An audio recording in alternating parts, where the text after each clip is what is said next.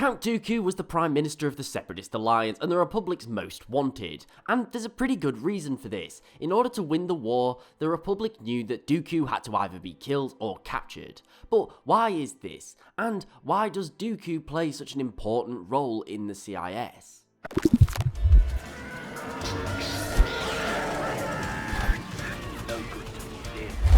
Well, as we know, following Dooku's death, the Separatist war effort became fractured. Grievous sends the CIS Council to Mustafar shortly before his own death.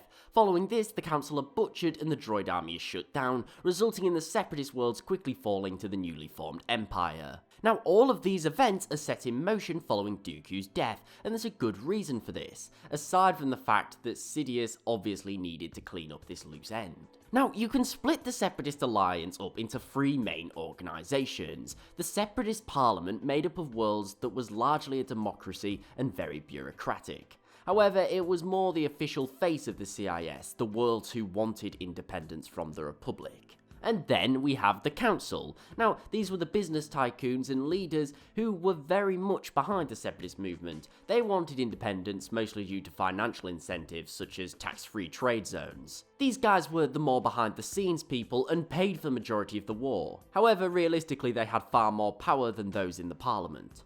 And finally, we have the military arm, which was largely led by General Grievous, and was a military. It carried out the will of the Council and the Parliament, and was the hammer that was used to gain their independence. Now, all three of these organisations work together to create the CIS, and they're all reliant on each other. Parliament can't do anything without funding from the Council and the use of the military. The military can't do anything without the financial support or some form of legitimate backing from the Parliament. And the Council can't do anything without the friendly face of the Parliament nor the military to back it up. And all of these groups communicate completely through Dooku as the Prime Minister. So, as you can see, Dooku is the glue that binds all these different parts of the CIS together. Without him, each different branch is basically useless when fighting a unified republic. Not only this, but the different groups' objectives often put them at odds. The military wants to destroy the Republic's assets, the Council want to save and make money, and the Parliament want peace and independence. For this reason, Dooku is in charge of merging these into realistic goals, and ultimately puts the CIS on track to gain their objectives. As we saw upon his death, this all went out the window. Grievous, as the military leader, attempted to seize power, as military leaders often do in these situations. However, without realistic goals and objectives, he quickly fell. Meanwhile, the Council, now devoid of military might nor the political protection of the Parliament, was butchered without remorse. Then, all the separatist worlds were left to defend themselves without military backing nor funding, and they fell ridiculously quickly.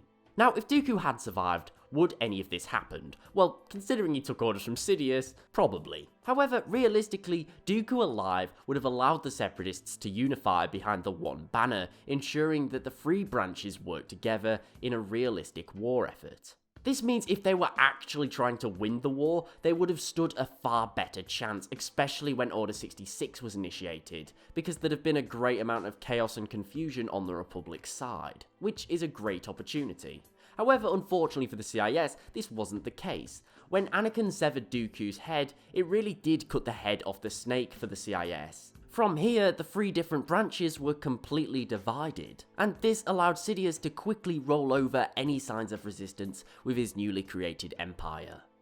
But what do you think? Do you believe that there was any way the CIS would have been able to survive without Dooku at the helm? Let me know in the comments below. Thanks for watching, please remember to like, share and sub if you did enjoy, it's really appreciated and it helps the channel grow. Also, don't forget to follow me on Twitter @TheLawGuy and tick the bell for regular updates. There isn't going to be any new videos over the weekend because I'm moving flats, so unfortunately won't have Wi-Fi for a couple of days. However, I will be back on Monday with new content.